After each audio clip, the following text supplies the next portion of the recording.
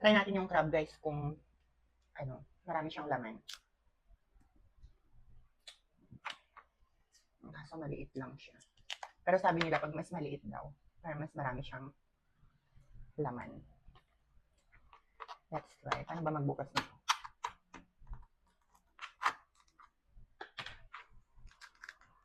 Charan! Ay, marami siyang egg. Masarap. Nung bata kami, parang merong binibili yung papa ko nun na maliliit siya. Tapos, parang pwede na siyang kainin lahat. Di ba daw siya?